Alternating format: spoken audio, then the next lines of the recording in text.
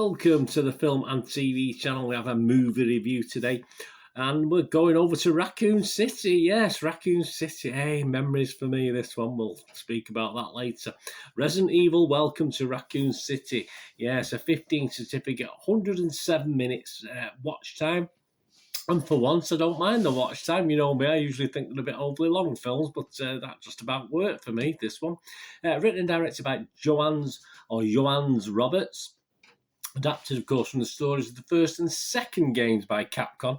It serves the reboot of the Resident Evil film series and the 7th live-action film overall, which was loosely based on the video game series of the same name.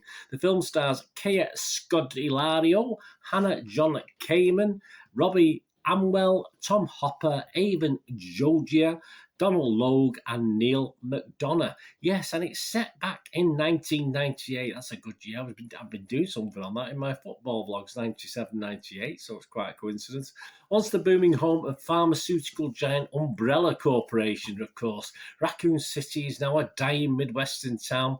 The company's exodus left the city a wasteland with great evil brewing below the surface. When that evil is unleashed, the townspeople are forever changed, and a small group of survivors must work together to uncover the truth behind Umbrella and make it through the night. Help us make it through. There's a song there somewhere, isn't there?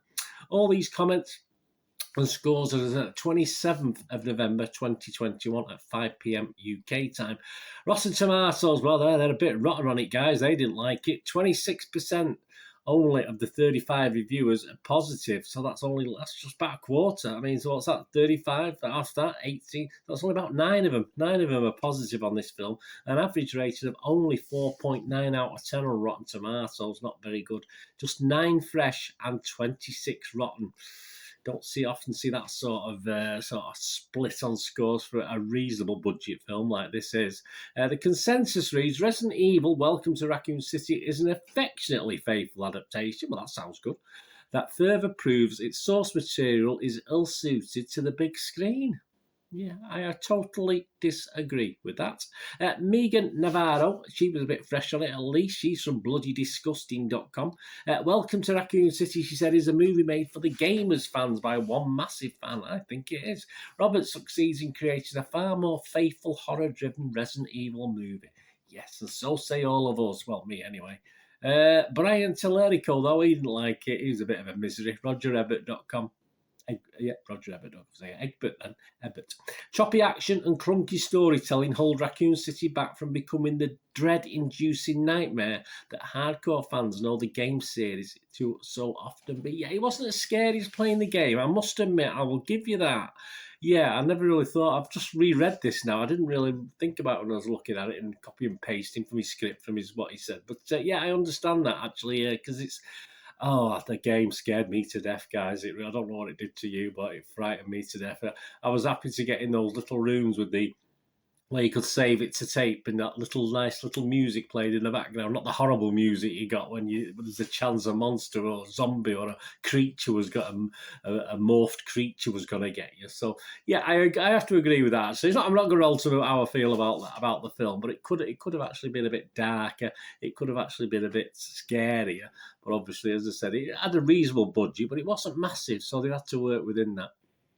The Rotten Tomato audience, 3.2 out of 5, so that equates obviously to 6.4 out of 10, so that's okay. That's what we care about, isn't it? The audience, we're not overly bothered about what the critics think. I mean, I don't know what they're up to half the time. I mean, they've watched too many movies. I've watched a lot of movies, but I can appreciate a good one. So, yeah, that looks better, doesn't it? But then we go on to Metacritic, which is another critic site.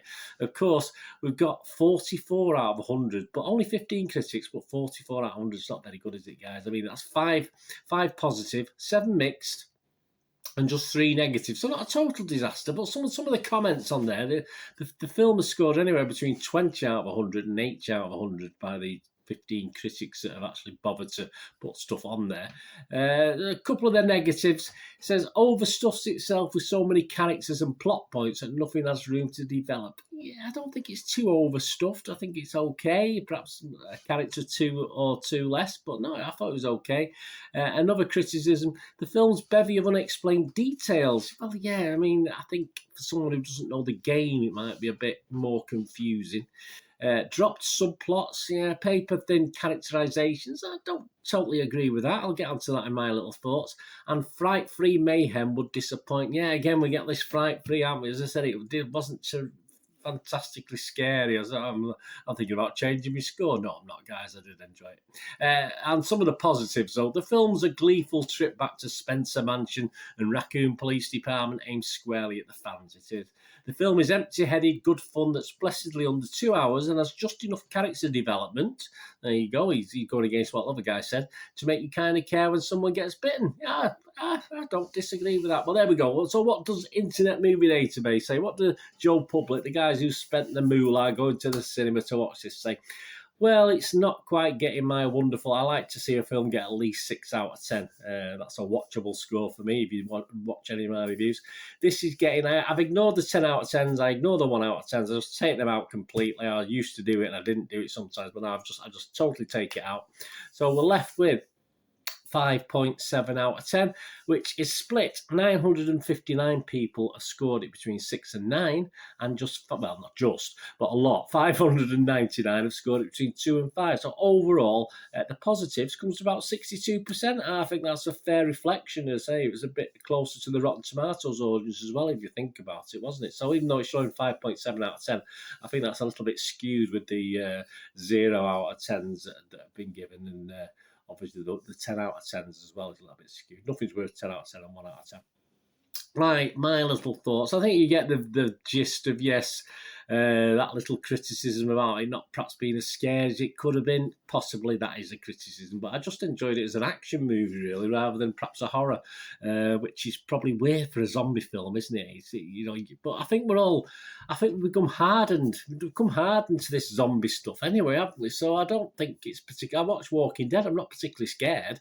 I just enjoy the actual action sequences and the story. So yeah, I'll go with that. I'll go with that as an excuse. If you buy it, let me know what you think, guys. I think that's a fair excuse. And I don't normally read reviews before I watch a film. As you know, I like to watch a film and be surprised by it without watching any other opinions. But I had come across some reviews for this. Sometimes when you read magazines and you're on the internet, you're bound to catch these things. And I saw it wasn't overly popular. It was okay, but it was getting some low marks as well. But obviously, on the base of that, it probably helped me a little bit when I did watch this. I'm a big fan, as I said, of the original Resident Evils. I certainly don't play games now as much. I might treat myself one day to a Switch and play the latest Zelda. I used to like playing the Zelda games, but I did like playing the Resident Evil games. Certainly with Resident Evil 1 and 2 when it was the old PlayStation days. Remember that, guys? The old PlayStation days, yeah. Playing with my kids, and the kids had their go and I had my go. And it was great. It's great to watch. Great entertainment, to be honest with you. So I am a big fan. So I'm coming from that angle. So it did bring back some great memories. As I said, people who don't know it, there might be some out there who don't know much about Resident Evil, have played Resident Evil 1 or any of the incarnations. Obviously, it helps if you played Resident Evil 1 and 2 to play this game, to know what's going on. To watch this film, not play the game, watch the film. I'd love to go back and play the game, actually, now I've said that. But I've probably aged a bit now. Probably the actual reflexes, I'll probably be getting killed left, right and centre because my reflexes aren't quite as good as they were 20 odd years ago. Anyway, but I'm sure those who haven't played the games, which there are a few, might struggle a little bit with what's going on at times because, yes, there is some plot holes and stuff that they assume perhaps you know, and they don't quite go into as much detail as they should. But I am happy to say I enjoyed it. I did enjoy it. There's a bit well above I say there's not many zombie films scare me now. Not to say we've become quite immune to it, haven't we? But this is well above most of the zombie films. I mean, there's some good zombie series, don't get me wrong, still out there that I enjoy watching. But as far as this is concerned, as a one-off film, I did enjoy it. Not all the acting is great. There's a bit wooden at times from some of the actors, but it's competent. It's competent. That's all I want. Someone who doesn't sound totally wooden all the time. I'll go with that. And it is a slight twist on the zombie apocalypse stories we get to see, and it's been there a long time, so the twist has been there as well. So other people perhaps have tried to copy it as well. It had a healthy $25 million budget, yeah. So some of the effects are effective, if not spectacular, and certainly, as I said, not scary, but quite effective, if not absolutely mind-blowing. As a reboot, it's one of the best in the franchise for me, this. I think, I'm trying to think back to the original. Obviously, I did enjoy the original. I think I've certainly enjoyed the first couple, but then it sort of went all a bit iffy, didn't it, after that? So this is one of the best in the franchise, I think. A nice reboot, you know, because obviously we've gone back to square one, haven't we? And the runtime was perfect. I did comment before, I do get a bit worried a film that's, say, over an hour and 20 or an hour and 30. And this is 1 hour 47. I take out the credits, you get about 135, 137 runtime. So that was about right.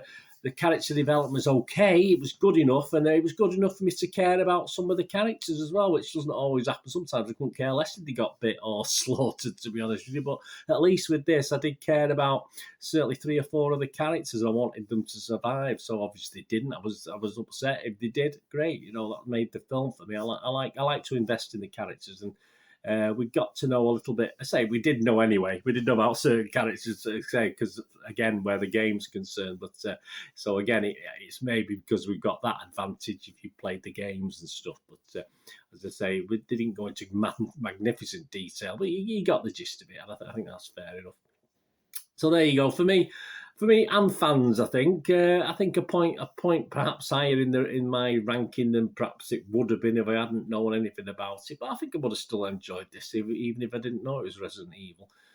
So yeah, I'm going to give it the highest mark you can see on the screen today. I'm going to give it a 6.5 out of 10, which is a very watchable rating, which for me is very good. And I think the fact that I did read some poor reviews probably helped because it was far, far better than I thought it was going to be. And it wasn't too dark. Sometimes these films are very dark, and it wasn't. It was easily visible, and everything was clearly spoken. You weren't struggling to hear things for old ears like mine and sad old eyes like mine to watch things. So that was another good point as well. So I'll give it a 6.5 out of 10. Let me know what you think, guys, whether you love Resident Evil anyway and you enjoy this, or you love Resident Evil and you think they made a total hash of this. Just let me know. It's all opinions, isn't it? But I did thoroughly enjoy it, and I'm glad I watched it. I was happy that it wasn't a total failure for me anyway, even though some people didn't quite like it, obviously.